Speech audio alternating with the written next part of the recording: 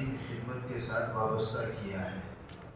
یہ اللہ تبارک و تعالیٰ کا بہت بڑا انعام ہے، اللہ تبارک و تعالیٰ کا بہت بڑا کرم اور احسان ہمارے اوپر ہے کہ اس نے اس عظیم خدمت کے ساتھ ہمیں وابستہ کیا ہے۔ اللہ تبارک و تعالیٰ نے ہمیں چنا ہے، ہمیں منتخب کیا ہے اپنے کلام کی، اپنے قرآن کی اور اپنی کتاب کی تعلیم کے لیے۔ یہ کوئی معمولی نسبت نہیں ہے، بہت بڑی نسبت اللہ تبارک و تعالیٰ نے ہمیں مرحمت فرمائی ہے۔ اور ہم جانتے ہیں نسبت جتنی اونچی ہوتی ہے اس کے تقاضے بھی اتنے ہی اونچے ہوتے ہیں اور اس نسبت کی حفاظت بھی اتنی ہی ضروری ہوتی ہے۔ اللہ تعالیٰ نے جب ہمیں اپنی کتاب اور اپنے قرآن کریم کی تعلیم کے لیے منتخب کیا تو اس پر اللہ تبارک و تعالیٰ کا شکر ادا کرتے ہوئے جی جان سے ہمیں اس خدمت کو انجام دینا چاہیے، نہایت بشاشت کے ساتھ، اپنی سعادت سمجھ کر کے اور اپنے لیے آخرت میں نجات کا سامان سمجھ کر کے ہمیں اپنی زندگی کے اندر اس خدمت کو انجام دینا چاہیے۔ اللہ تبارک و تعالیٰ نے بہت عظیم الشان موقع ہمیں دیا ہے، یہ ہر کسی کو نہیں ملتا۔ اللہ تبارک و تعالیٰ جس کو چنتے ہیں، اللہ تعالیٰ جس کو پسند فرماتے ہیں اس کو یہ موقع دیتے ہیں۔ ای سعادت بزور بازو نیست تا نہ بخشت خدائے بخشندہ۔ زور بازو سے ایسی سعادتیں نہیں ملا کرتی، اللہ تعالیٰ کے دینے سے، اللہ کے تعالیٰ کے چننے سے یہ سعادتیں ملا کرتی ہیں۔ امام محمد رحمۃ اللہ علیہ، ہم سب آپ کے نام سے واقف ہیں، جب ان کا انتقال ہوا کسی نے ان کو خواب کے اندر دیکھا، پوچھا کیا گزری، تو امام محمد رحمۃ اللہ علیہ نے فرمایا مجھے اللہ تبارک و تعالیٰ کے سامنے کھڑا کیا گیا اور اللہ تبارک و تعالیٰ نے مجھ سے کہا کہ محمد اگر ہمیں تجھے عذاب دینا منظور ہوتا تو تیرے دل میں ہم اپنے علم کے لیے جگہ نہ بناتے۔ ہم نے اپنا علم تجھے دیا، اس کا مطلب یہ ہے کہ ہم نے تجھے منتخب کیا ہے، تجھے پسند کیا ہے، ہم تجھے عذاب نہیں دیں گے۔ تو اتنی اونچی نسبت اللہ تبارک و تعالیٰ نے ہمیں مرحمت فرمائی، تو ہم بھی اس کو سعادت سمجھ کر کے کریں، دین کی خدمت سمجھ کر کے کریں۔ ملازمت اس کو ہرگز نہ سمجھے، یہ آپ کی ملازمت نہیں ہے، یہ آپ کے روزگار کا ذریعہ نہیں ہے، یہ آپ کے معاش کا سامان نہیں ہے۔ آپ کو جو کچھ تنخواہ ملتی ہے وہ تو آپ کو حبس وقت کی ملتی ہے۔ حضرات فقہاء نے لکھا اگر آپ قرآن پڑھاتے ہیں اور اس کی اجرت لیتے ہیں تو یہ تو جائز بھی نہیں ہے۔ حضرات فقہاء نے لکھا ہے آپ نماز پڑھاتے ہیں اور نماز پڑھانے کی تنخواہ لیتے ہیں تو جائز نہیں ہے۔ یہ جو تنخواہ ہے وہ جو آپ کا وقت گرا ہوا ہے قرآن کی تعلیم میں مشغول ہونے کی وجہ سے، امامت میں مشغول ہونے کی وجہ سے آپ اپنے معاش کا انتظام نہیں کر سکتے، آپ اپنے زندگی گزارنے کا سامان نہیں بنا سکتے، چونکہ آپ کا وقت یہاں گرا ہوا ہے تو اس کا عوض آپ کو ملتا ہے۔ آپ کا وقت یہاں گر گیا، اس کا عوض آپ کو ملتا ہے، باقی آپ کی وہ امامت کی تنخواہ نہیں ہے، آپ کی وہ قرآن پڑھانے کی تنخواہ نہیں ہے۔ اس کی تنخواہ اور اس کا بدل تو کوئی دے بھی نہیں سکتا، اللہ تبارک و تعالیٰ دیں گے۔ آپ جو قرآن کریم کی تعلیم دے رہے ہیں، لوگوں کو نماز پڑھا رہے ہیں، لوگوں کی امامت کے فرائض انجام دے رہے ہیں، اس کا بدلہ سوائے خدا کے کوئی نہیں دے سکتا۔ یہ تنخواہ اس کا عوض اور اس کا بدل ہرگز نہیں ہے۔ اس لیے اس کو ملازمت نہ سمجھا جائے، اس کو دین کی خدمت سمجھ کر، سعادت سمجھ کر کے اس کو کیا جائے، ہم ہرگز اس کو ملازمت نہ سمجھیں۔ اور میرے محترم علماء، اگر ہمارا یہ ذہن بن جائے نا کہ یہ ملازمت نہیں ہے، یہ تو اللہ کے دین کی خدمت ہے جس کے لیے اللہ تعالیٰ نے مجھے منتخب اور پسند کیا ہے، تو سارے جھگڑے جو منتظمین کے ساتھ، متولیوں کے ساتھ ہمارے ہوتے ہیں وہ مٹ جائیں۔ اس لیے کہ ہم تو ان کے لیے کرتے ہی، ہم تو اللہ کے لیے کرتے ہیں، تو ہمیں ان سے کوئی شکایت نہیں رہے گی، متولیوں سے کوئی شکایت نہیں رہے گی۔ ہمارا تو معاملہ اللہ کے ساتھ ہے، ان کے ساتھ نہیں ہے۔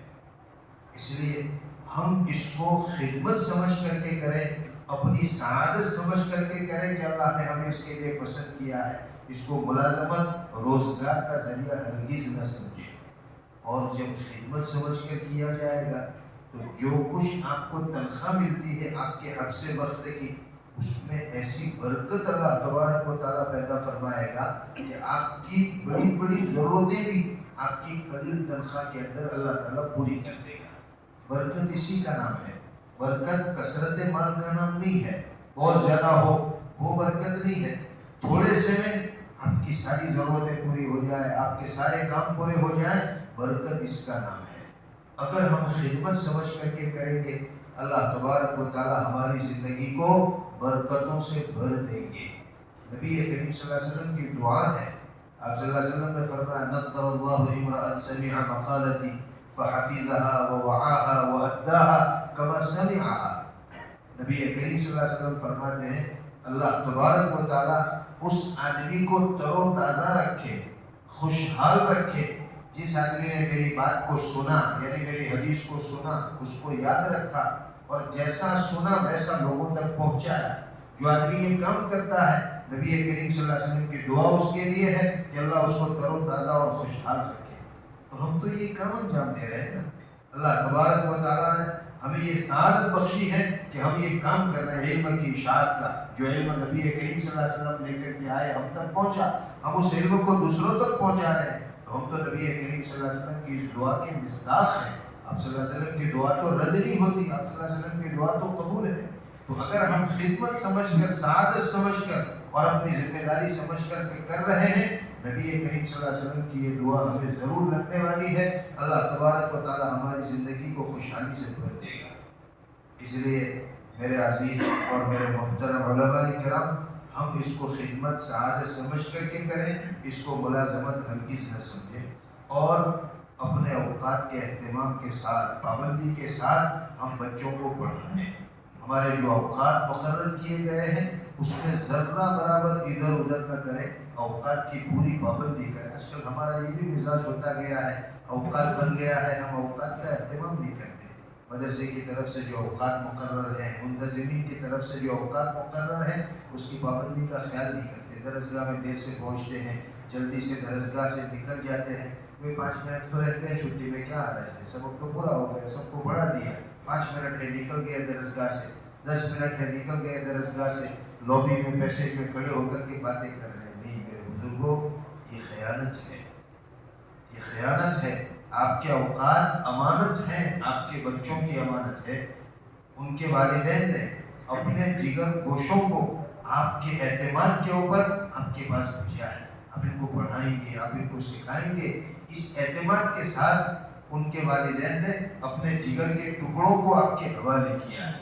اب آپ ان کو پورا وقت نہیں دیتے، آپ ان کے اولیاء کو ٹھیس پہنچا رہے ہیں، ان کے اعتماد کو مجروح کر رہے ہیں، اور ان کی زندگی کے ساتھ یہ ان کی کیریئر بنانے کا وقت ہے، اس کے ساتھ آپ کھلواڑ کر رہے ہیں۔ آپ 5 منٹ پہلے درسگاہ سے نکل گئے، خالی 5 منٹ پہلے نہیں، اگر آپ کی درسگاہ میں 10 بچے ہیں تو آپ نے 50 منٹ کا نقصان کیا، 20 بچے ہیں آپ نے 100 منٹ کا نقصان کیا۔ ہر بچے کی 5 منٹ بھی گئی، خالی 5 منٹ نہیں، ہر بچے کی 5 منٹ کا نقصان ہوا۔ یہ ہمارے اکابر کے واقعات میں، ہمارے اکابر کے واقعات کے اندر لکھا ہے۔ شیخ الحدیث حضرت مولانا محمد زکریا مہاجر مدنی نور اللہ برکتہ نے آپ بیٹی میں بہت واقعات لکھے ہیں کہ ہمارے اکابر اوقات کا کیسا اہتمام کرتے تھے اور کتنی امانت داری کے ساتھ مدرسے کے اوقات میں وہ تعلیم کے کام انجام دیتے تھے۔ حضرت مولانا محمد مظہر نانوتوی رحمۃ اللہ علیہ کا واقعہ آپ بیٹی کے اندر حضرت شیخ نے نقل کیا ہے۔ مزاح علوم کی ذمہ داری بھی آپ کے پاس تھی، مزاح علوم کے ذمہ دار بھی آپ تھے اور پڑھاتے بھی تھے۔ تو جب سبق پڑھاتے ہوتے تھے درسگاہ کے اندر اور کوئی آپ سے ملنے کے لیے آتا، آپ سے بات چیت کرتا، بہت سے لوگ تو وہی ہوتے تھے جو مدرسے کے سلسلے میں آپ سے ملنے آئے، چونکہ آپ ذمہ دار ہوتے تھے تو مدرسے کا ہی کام ہوتا تھا۔ لیکن حضرت کا معمول یہ تھا کہ جب وہ ملنے والا آیا، آپ نے سبق بند کر کے اس سے بات چیت شروع کی تو وہ وقت لکھ لیا کہ اس سے میں نے جو ہے اتنے وقت پر یہ آئے اور اتنی دیر کے بعد تشریف لے گئے، 10 منٹ ہو گئے، تو وہ 10 منٹ لکھ لیے، یہاں سے لے کر یہاں تک سبق بن رہا اور کسی سے بات چیت میں مشغولی رہی، 10 منٹ 5 منٹ 15 منٹ جو بھی آتا نوٹ کر لیتے، اور جب مہینہ پورا ہوتا تو ان منٹوں کو جوڑتے تھے۔ اگر وہ آدھے دن سے کم ہوتی تھی تو دفتر میں آدھے دن کی رخصت لکھوا دیتے تھے، اور وہ منٹیں آدھے دن سے زیادہ ہوتی تھی تو پورے دن کے رخصت دفتر میں لکھوا دیتے تھے اور آدھے دن کی یا ایک دن کی تنخواہ وضع کروا دیتے تھے کہ مجھے اتنی تنخواہ کم دی جائے، یہ پڑھانے میں نہیں دوسروں کے ساتھ بات کرنے میں گئی۔ ایسا ہمارا اکابر کا اہتمام تھا اور اتنی امانت داری اوقات کے سلسلے میں تھی۔ یہ مطلوب ہے ہم اس اہتمام کے ساتھ جو ہے اپنے بچوں کو پڑھائیں، اوقات میں ذرہ برابر خیانت نہ کریں، اور یہ سب تب ہوگا جب ہم اس کو خدمت سمجھے، ملازمت نہ سمجھیں۔ بہرحال اللہ تبارک و تعالیٰ نے ہمیں موقع دیا ہے تو ہم اس کی قدر کریں، اس کو سعادت سمجھیں اور سعادت سمجھ کر کے اس کام کو انجام دیں۔ امت کے یہ نولحاظ اور اپنے اولیاء کے دیگر گوشے ہمارے حوالے ہیں، ان کو بنانا اور ان کو جو ہے آگے چل کر کے یہ دین کے کام انجام دے سکے، اس قابل بنانا یہ ہمارے اختیار میں ہے، ہمیں سپرد کیے گئے ہیں۔ اگر ہم نے ان کی طرف توجہ نہیں دی اور اس کی وجہ سے وہ کچھ نہیں بن پائے اور آگے جا کر کے کچھ نہیں کر سکے، اس کے ذمہ دار ہم ہوں گے۔ اس ذمہ داری کا ہم احساس کریں اور اس ذمہ داری کے ساتھ ہم اپنے بچوں کو پڑھائیں، اپنے بچوں کو تعلیم دیں۔ اللہ تبارک و تعالیٰ کی مدد ہمارے شامل حال ہوگی اور اللہ تبارک و تعالیٰ بھی ہم سے کام لے گا۔ اگر ہم اس احساس کے ساتھ اور سعادت سمجھ کر اس کو کرتے رہیں گے، اللہ ہم سے کام لے گا۔ اور اگر ہم ڈیوٹی ملازمت سمجھ کر کے کرتے رہیں تو پھر اللہ کا معاملہ بھی ہمارے ساتھ اسی انداز کا ہوگا۔ اللہ تبارک و تعالیٰ ہم سبوں کو توفیق سے نوازے، اس خدمت سے مرتے دم تک عافیت کے ساتھ اللہ تبارک و تعالیٰ ہمیں وابستہ رکھے اور اپنے دین کا کام اللہ تبارک و تعالیٰ ہم سے لیتا رہے۔ یہ چند باتیں وقت پر ذہن میں آئی، آپ حضرات کے سامنے میں نے عرض کی۔ اللہ مجھے بھی عمل کی توفیق دے، میں بھی آپ ہی کی طرح سے جو ہے آپ کا ساتھی ہوں، اسی سلسلے سے جڑا ہوا ہوں، مجھے بھی اس کی ضرورت ہے اور ہم سبوں کو اس پر عمل کرنے کی ضرورت ہے۔ اللہ مجھے بھی توفیق بخشے، آپ حضرات کو بھی توفیق سے نوازے۔ وآخر دعوانا ان الحمد للہ رب العالمین۔ بسم اللہ الرحمن الرحیم۔ اللہم لک الحمد کلہ ولک الشکر کلہ بیدک الخیر کلہ والیک یرجع الامر کلہ۔ اللہم لا نحصی ثناء علیک انت کما اثنیت علی نفسک۔ اللہم صل علی سیدنا ونبینا ومولانا محمد وبارک وسلم۔ اللہم ربنا آتنا فی الدنیا حسنہ وفی الآخرة حسنہ وقنا عذاب النار۔ اللہم انا نسألک الہدى والتقى والعفاف والغنى۔ اللہم انا نسألک العفو والعافیہ والمعافاة الدائمہ فی الدین والدنیا والآخرہ۔ اے اللہ تو ہمارے ساتھ فضل و کرم کا معاملہ فرما، ہماری ساری خطاؤں سے درگزر فرما۔ اے اللہ تو ہم سے راضی ہو جا، ہمیں اپنے سے راضی کر لے، اپنی رضامندی والے کام کرنے کی ہمیں توفیق عطا فرما۔ اے اللہ اس ادارے کو دن دنی رات چوگنی ترقیات سے مالا مال فرما، اس کو مخلص کام کرنے والے مرحمت فرما، ہر طرح کے شرور اور فتن سے اس کی حفاظت فرما، آفات بلیات مصائب سے اس کی حفاظت فرما۔ اے اللہ اس کے آئندہ کے جو منصوبے ہیں تعلیمی تعمیری، یا اللہ عافیت کے ساتھ تو اسے پائے تکمیل تک پہنچا، اس کی ساری ضروریات کا اپنے خزانے غیب سے انتظام فرما۔ اے اللہ ہم کو مرتے دم تک اپنی دین کی خدمت کے ساتھ عافیت سے وابستہ فرما، ہماری کمی کوتاہیوں کی وجہ سے ہمیں محروم نہ فرما۔